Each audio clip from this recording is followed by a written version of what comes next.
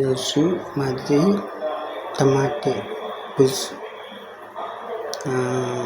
ఎలా అంటే ఫస్ట్ నూనె బాగా నూనె మరిగిన తర్వాత దాంట్లోని ఉల్లిపాయలు, జీడిపప్పు, ఇది వేసిన టమాటాలు ఈ 3 వేసిన తర్వాత బాగా చాలా దగ్గరగా మీడియం మంటలో బాగా 10 నిమిషాల వరకు బాగా వేపిన తర్వాత